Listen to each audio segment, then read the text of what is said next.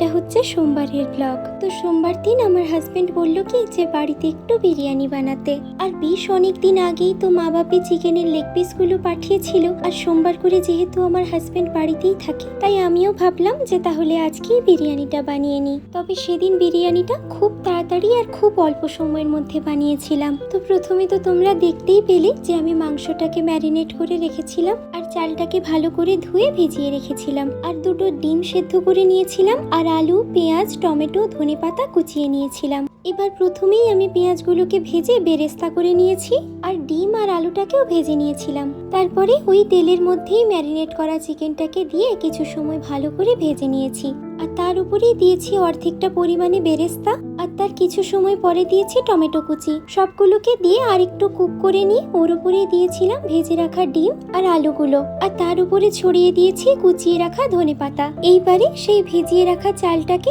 জল ছড়িয়ে ওই রেডি করা মশলাটার উপরে ইভেনলি স্প্রেড করে দিয়েছি। এরপরে আমি অ্যাড করেছি জল। আমি যেই কাপে 3 কাপ পরিমাণ চাল দিয়েছিলাম সেই কাপেরই 3 কাপ পরিমাণে জল দিয়েছি, আর এর উপরে বাকি যে বেরেস্তাটা রেখেছিলাম সেটাকে ছড়িয়ে দিয়েছি, আর দিয়েছি কেওড়া জল, আর ওর মধ্যে দিয়েছি 1 চামচ মতো বিরিয়ানি মশলা, আর স্বাদ মতো লবণ, আর দিয়েছি 2 চামচ ভর্তি করে ঘি। এই ঘিটা আরেক চামচ দিলেও হতো, কিন্তু যেহেতু আমার ঘি স্মেলটা খুব বেশি ভালো লাগে না, তাই আমি কম করেই দিয়েছি। আর ওর সঙ্গে অ্যাড করেছি অল্প একটু মিঠা আতর আর একটু লেমন জুস। ব্যাস, আমাদের বিরিয়ানি তো অলমোস্ট রেডি। এই সব কিছু দিয়ে কুকারের ঢাকনা লাগিয়ে 2টো সিটি দিয়েছিলাম, তাতে ম্যাক্সিমাম 10 মিনিট টাইম লেগেছে। 10 মিনিট পরে যখন আমি কুকারের ঢাকনাটা খুলি, যে স্মেলটা বেরোচ্ছিল এত সুন্দর, বিরিয়ানির গন্ধেই তো জোর খিদে পেয়ে যাবে।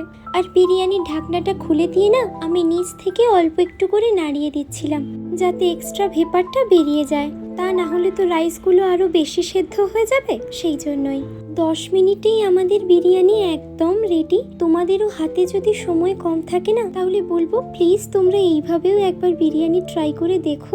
এত ভালো খেতে হয়, তোমরা নিজেরা না একবার খেয়ে দেখলে বুঝতেই পারবে না। সেদিন আমি বিরিয়ানির সাথে কেটে নিয়েছিলাম স্লাইস করে পেঁয়াজ আর গাজর, আর সঙ্গে বানিয়েছিলাম একটু রায়তা, আর শুধু সার্ভ করার সময় উপর থেকে ছড়িয়ে দিয়েছিলাম অল্প করে একটু ধনেপাতা কুচি। যখন আমি প্ল্যাটার দুটো রেডি করি, দেখতেই দারুণ লাগছিল। আমি জানি না তোমরা কতটা বুঝতে পারছো, তবে বিরিয়ানিটা দেখতেও যেমন ছিল আর খেতেও দুর্দান্ত ছিল।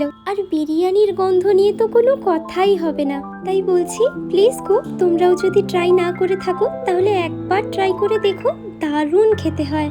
আর আজ এতটাই, আমাদের এমন আরো অনেক গল্প হবে আগে। টাটা।